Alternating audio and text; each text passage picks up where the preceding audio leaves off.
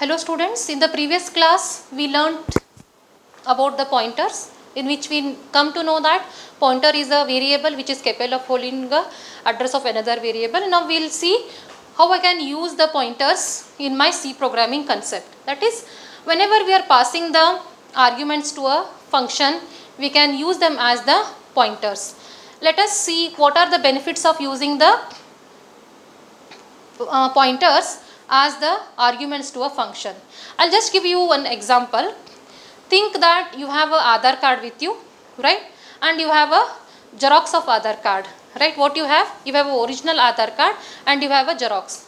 Right now, whenever you want to do any corrections on the Aadhaar card of the original, if you write anything on the Xerox copy, it doesn't alter the content of the original Aadhaar card, because the content of the original Aadhaar card is present in the server. If you do the changes in the copy of that one, it is not making any difference to the original Aadhaar card, right? Similarly, if you want to alter the content of a particular argument, then you should go to the address where that particular value is present, rather than just copying the values. If I go to that particular location and I do the changes, it is changing the value of the argument outside the function too, right? For that one, we'll see how it works with one example, right? So passing the arguments to a function, what all things is required is, it is as good as calling a particular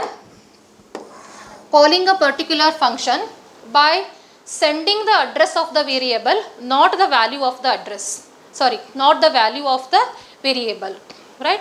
I am passing the address of the variables, not the value. Okay, so what is required now? I require the parameters now as the pointer, because I am passing the address.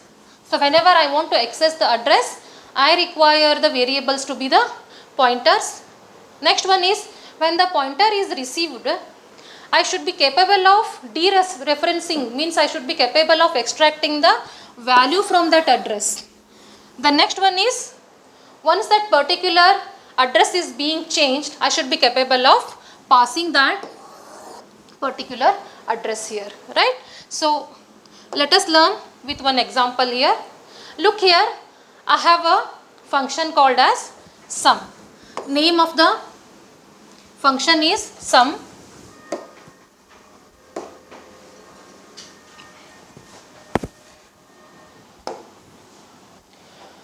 Name of the function is sum.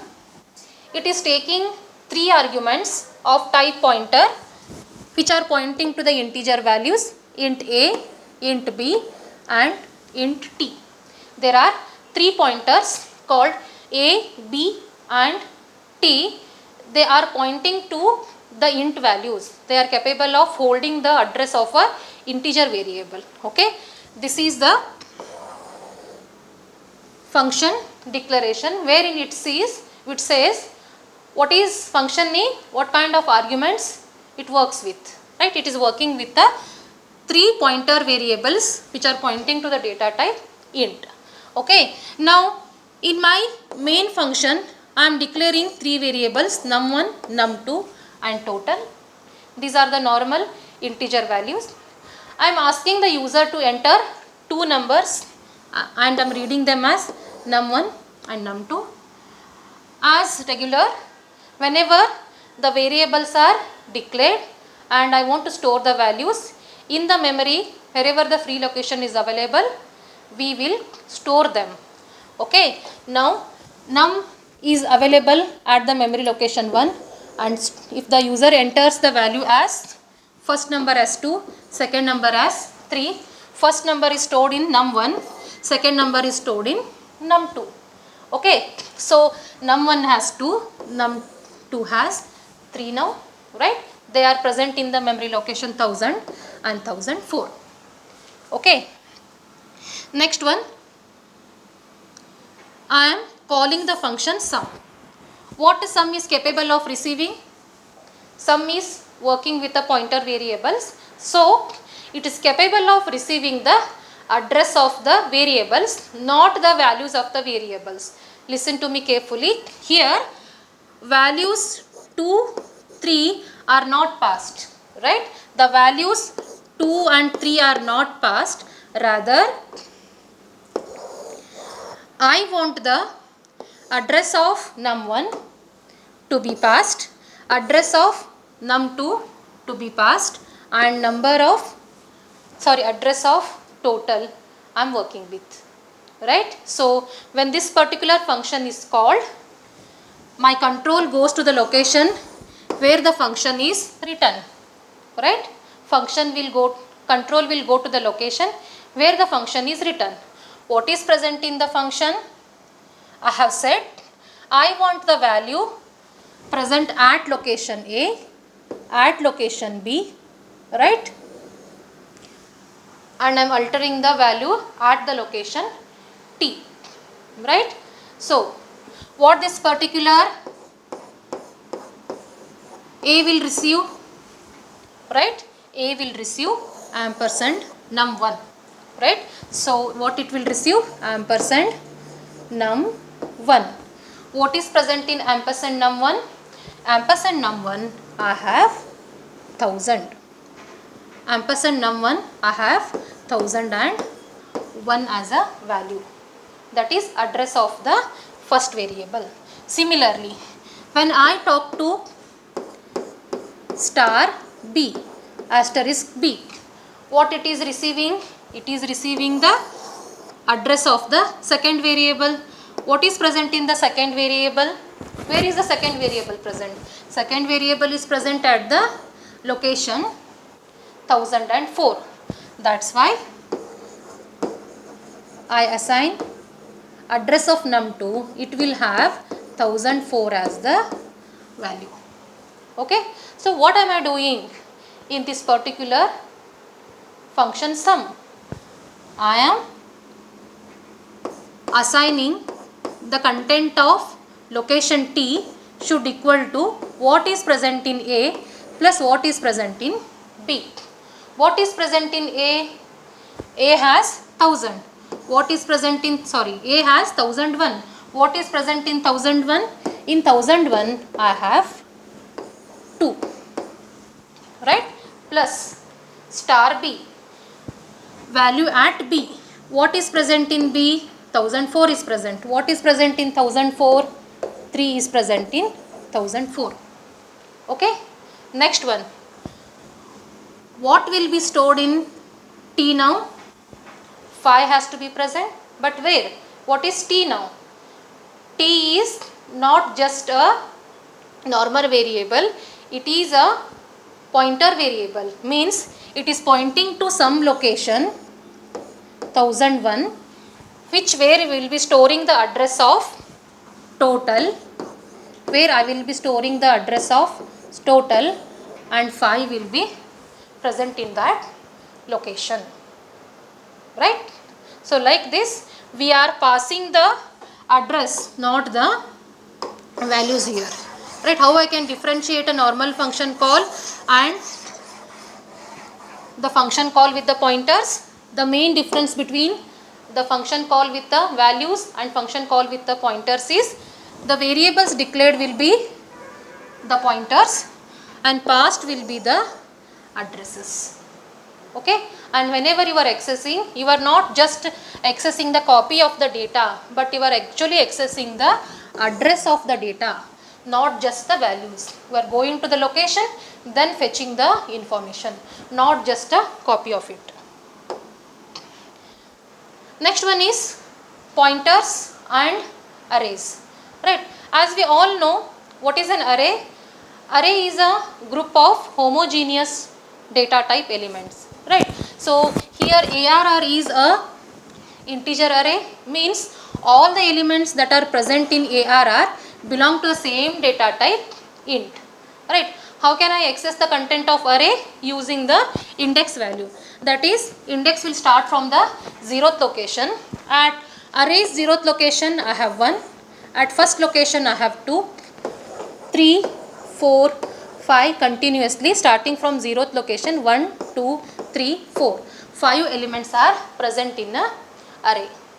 Okay, look here, whenever we are using the name of the array, whenever we use the name of the array, always name of the array will have the base address, that is the starting address of the array. Look here, the starting address of the array is 1000. So whether I use ARR of 0 or simply ARR both of them are referring to the base address only, right? So when I have a integer pointer, if I say address of ARR of 0 means it will point to the base address of the array, and PTR will have the value 1000. Next one is, look here, I have an array with the name ARR, right? It has 4 integer values. It is an array of type integer. It has 4 integer values which are 1, 2, 3,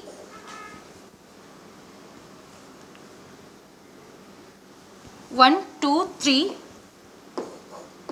and 4, right? 1, 2, 3, 4, and I have used the 5th one here, right? So which is 5, means I have comma 5 it has to be, right? I have an array, integer array whose content is 1, 2, 3, 4, 5, right? Accordingly in the memory I have the location, that is 0th address, 1st, 2nd, 3rd and 4th. I am capable of storing the 5 numbers here. Remember, each and every element of this array requires 2 bytes because these are of type integer. One integer takes 2 bytes of memory location. That's why when array starts at the 1000th location, to store the value 1, that is 0, 0, 0, 0, 0, 1, it will be stored in the binary, right? 2 byte of information is required for me to store this 1, right? To store this value 1, I require 2 bytes of memory here. Similarly, to store value 2, I require 2 bytes. Similarly, to store 3, I require 2 bytes. Total, I require 10 bytes of memory to store the array ARR. Okay.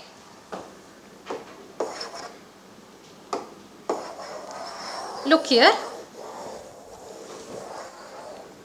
What is present in this array is, it is an array of integer, and this whole 2 byte of memory is used to store value 1 here, right? Means pointer is pointing to the base address. The pointer is pointing to the base address. So if I want to print the content of this particular address here, right? What I will print here is percentage P, percentage P, percentage P. They are printing the address. They are printing the address here. Look, ARR, as I told you, ARR is same as ARR of 0, is same as address of array, because always the name of the array will point to the base address. So if I use ARR is same as address of 0th element, it is same as address of array, right? Using the name of the array, address of 0th element, address of the array will yield me the same value, right? So if I print here, what am I getting? I am getting the output as, at all the 3 I'll get the same result, that is 1000, 1000 and 1000, which is the starting address of my array here, right? So when I say PTR plus plus, means I am incrementing my pointer now. My pointer is pointing to the base address. Now when I increment, it will increment to the next number, not to the next location. It points to the next number only. So the meaning is, whenever we are incrementing the pointer, it is incremented by the size of the data type of the variable.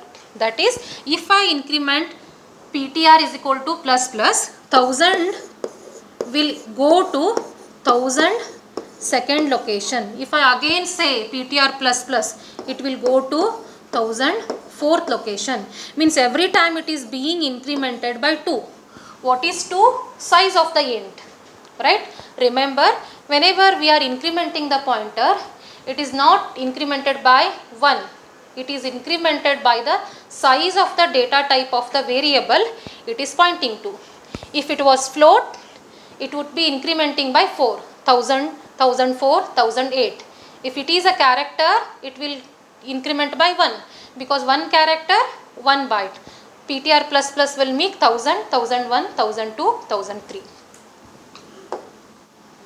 Next one is, we can have a pointer to the functions also, right?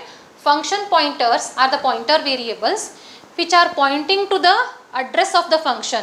I have written a function. Previously I have written a function called as sum, right? Sum, the code of the sum will be somewhere written in the memory of the computer, right? At which location that particular function starts, that is also a memory address. I can get the value of the pointer can have the starting address of the function too, right? So the syntax for declaring a function pointer is, what is the return type of the function, right? A pointer, function pointer, name is required, and what arguments it is receiving. 3 things are required: functions, return type, a pointer name, and the argument list. For example, return type is int, pointer name is func, and arguments are float a and float b. The meaning is what? Now, func, that is func, is a pointer to a function which is capable of returning a int value and can accept 2 values. One should be of type integer, second should be of type float, right? This is the meaning. Next one, how can I initialize this pointer, right? Whenever we are using the pointer, we should initialize. Before I said int ptr, but before I use the ptr, I had initialized it with the address, that is ptr is equal to ampersand num, ptr is equal to ampersand x. Means I was initializing it with the address. Similarly, when the function pointer is to be used, it also should be given the address of that particular function. Look here, if fp is a pointer, if fp is a function pointer, right, and add is the name of the function, and if add is the name of the function, how can I initialize is fp is equal to add, right? That time the address of beginning address of the add function will be initialized to the pointer fp. Then how can use it, right? How can I use it? I can use it pointer, what 2 arguments it receives. Look here, what is my definition of add here? Add is what now? It is capable of returning a int and receiving 2 integer values, right? So look here, what I say, fp is a pointer and it should be capable of taking 2 integer values. 1 and 2 are integer values, right? fp is a pointer. Otherwise, directly I can say name of the pointer followed by the arguments that that particular function would receive. Example is here. Look here, I have a function called as print. What is the prototype of the print says? It returns nothing but accepts a int value. Void will make communication to the compiler that it returns nothing, but argument says it is accepting a integer. Whatever it accepts, it just prints. Look here, pointer name, return type, what argument it accepts, they should match. My print function is returning void, so the pointer is also void, right? This is the name of the pointer. It is also receiving 1 integer. it is also receiving one integer, right? Look here, I have initialized the pointer. Fp is equal to name of the function. What is the name of the function? Name of the function is print. I said fp is equal to print. So the address of function print will be assigned to the pointer fp. How can I call it? I can call it using pointer. How many arguments it is receiving? It is just receiving one value, right? Otherwise I can also use name of the pointer into one bracket one integer value. So what this particular print function is doing, just whatever value it receives, it just printing. It is called two times. First time when it is called, we have supplied 10, that's why it is printing 10. Second time when it is called, we are supplying 20, that's why it is printing the value as 20. Now we are moving to the most important concept of the C programming, that is file management, right? So in the previous all the examples, whenever I was explaining you, the input was from the basic input devices like keyboard, right? So whenever I executed for the second time, the previous entered data will not be stored somewhere. I have, for example, look at this particular previous example only. Here initially I have called with, passed with 10, second time I have called with 20, right? So if I ask the user to enter the value of integer to be read, if I ask the user to enter the value of the number, in the first run he may enter 10, in the second run he may enter 20, in the third run he may enter 30. Now these previous values whatever are being read by the keyboard will not be retained for the next run. Assume that you are working with such a application which has to deal with a huge amount of data, and every time you cannot re-enter through the keyboard. I want to maintain the information about the 1000 students, that every time whenever I want to enter the information of the 1000 student, I should not every time I should not run the program and give the input from the keyboard, right? It is tedious. Better option is somewhere store the information of the student in a file and give that one as an input to your program, right? So I can reuse the data again and again whenever I want it, right? So for this purpose the file will be used.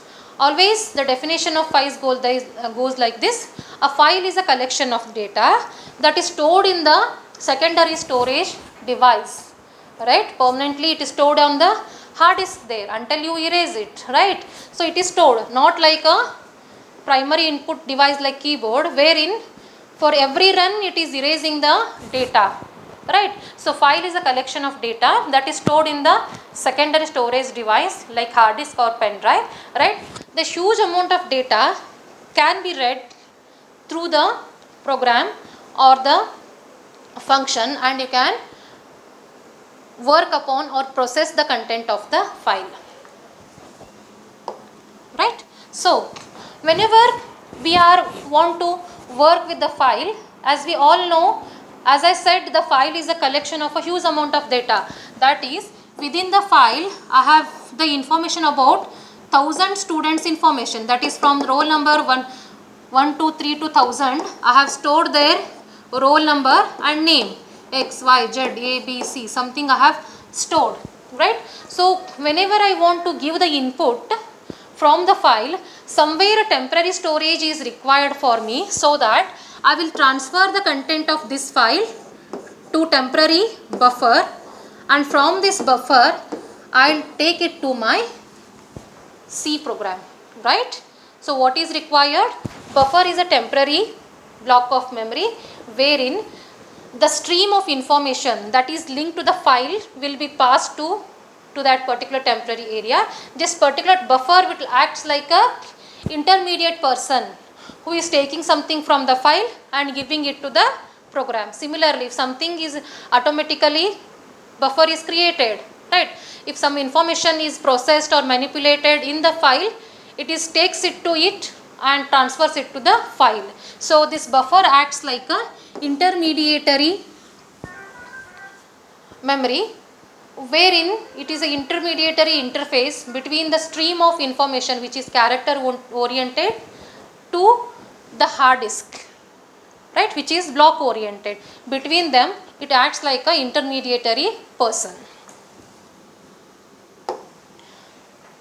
So from the program we write the information to the buffer. From the buffer the data will be transferred to the disk. Similarly, from the disk, if I want to read, I will take the information from the disk, temporarily I store it in the buffer. From the buffer again I will read it in my program. Okay. So there are mainly two types of files. The first one is the text file, second one is the binary file, right? So as the name suggests, text means it is character oriented data. The stream of characters are sequentially processed, right? The processing of the file is character by character. That's why whenever the ASCII file is being opened, text files are being opened, either they can go with a read or a write option, because we are working with character by character. They are processed sequentially. Second type of file is binary. Here text means character wise information is stored. Binary means the information is stored in terms of zeros and ones, means any type of data which is encoded in zeros and ones can be stored in my binary file. ASCII is character oriented, whereas binary file supports any type of data but which are encoded in the binary form. Here extra processing is not required because the computer basic understanding is also in the binary, data stored is also binary, whereas extra processing is required with the text file because data stored is text, computer knows zeros and ones, right? So how can I use the file now? I have a file with me. How can I access it, right? So what is the file stored is, whenever in my computer, right, I want to store a information about the students who are learning C programming. In the D drive or a C drive, I open it and in that one I create a folder. In that folder, I store a text file with the name student.txt. In that one, I have n number of information. That is student's roll number, name are written. Now, if I want to access this file, what is required? How will you open a file? You go to My Computers, you open the C drive, you open the folder, within the folder, you open the file. Means, I require one variable which knows the address of this file, where it is present at particular path. So, whenever I say I should know the address where the file is present, pointer comes into picture. Means I require a file pointer which is capable of holding the path of the file to be accessed. Second one is I have to open it, I have to process it, then I will close it. Okay. Next one is how can I declare a pointer to a file now? Right, the syntax is file is a inbuilt keyword which is defined in the stdoih header file, right? It is a structure which is capable of holding the information about a particular file, right? So file is a built-in keyword followed by a name of a pointer. File star represents the variable is a pointer now. Example, file fp. Now fp is a file pointer. Next one is, now I need to open, I have created one file pointer which is capable of pointing to a file now. Now I need to open a file. When I need to open a file, I should know the file name to be opened, right? And whether I want to read it, write it, what I want to do it with that file has to be mentioned. For that one, we are using the function fopen, that is file, F open. Which one to open? I should mention the name of the file to be open. In which mode I can open it? I want to open, whether I just want to read the content, whether I want to write the content, whether I want to do any alteration to the content, right? What I want to do. Remember, if a file is present, if it is opened successfully, then I will receive a pointer to that file. Otherwise, it will return me a null pointer. I hope you remember in the one of the class I explained you about a null character. Sorry, null pointer. Null pointer is pointing to a invalid information with respect to address, right? If that file doesn't exist, means it will not have any valid address, right? If it is opened successfully, definitely I will have that file with me. If that file doesn't exist only, I say nothing is with me, right? So next one is, I have opened a file. In the next class, we will learn how the opened file can be accessed in different modes.